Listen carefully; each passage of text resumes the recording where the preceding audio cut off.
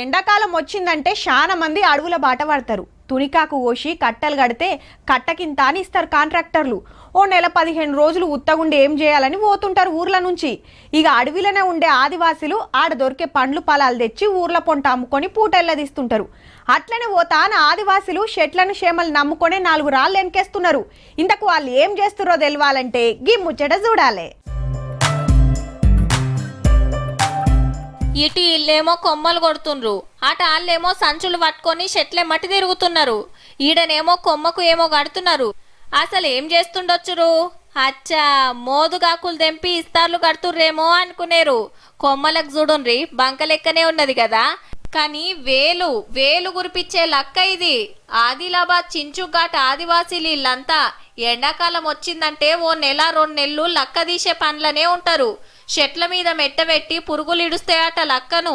లక్క అనేది ఒక కీటకం అన్నట్టు. దానికి ఏం చేస్తామంటే మోదుగు చెట్టుకి ఎప్పుడైతే ఫ్లవరింగ్ సీడ్ రాకముందు కట్ చేస్తే ఏమైతే ఎక్కువ షూట్స్ వస్తాయి.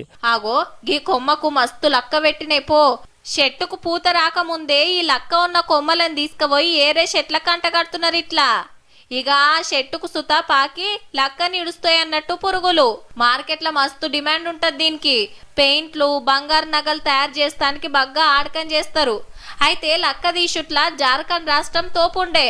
ఆడికంటే సుత ఆదిలాబాద్ అడవులల్లా నెంబర్ 1 లక్క దొరుకుతుందని ఖుద్దు అక్కడోళ్ళే వచ్చి చెప్పిండ్రట. పక్క వేరే మండల వాళ్ళు మా మండలికి వచ్చి మా ఊరికి తీసుకుపోయినా కూడా మాకు తెలియదు. తర్వాత తెలిసిందరి ఈ లక్క గురించి ఇంత ఉందని. అంటే ఫారెస్ట్ వాళ్ళు చెప్పేదాకా లక్కతోని గింత ఫాయిదా ఉంటదని తెలియదట. ఏడాదిలో 2 మాటలు తీస్తారు. చెట్టును బట్టి 10 కిలోల దాకా సుత వెళ్తుందట. కిలాకు 500-600 వేసుకున్నా 5000 ఏడికి పోవు. మా ఊర్లో వచ్చేసి 400 నుంచి 500 రూపాయలు కిలో అమ్ముతారు. అంటే మేము దాదాపు ఇద్దరు పోతే ఒక రోజుకు మేము 5000 సంపాదిస్తాం. పడతలు మంచిగానే పడతాయి గాని దళారులు ఆదివాసులను సుతా ఇడుస్తలేరట.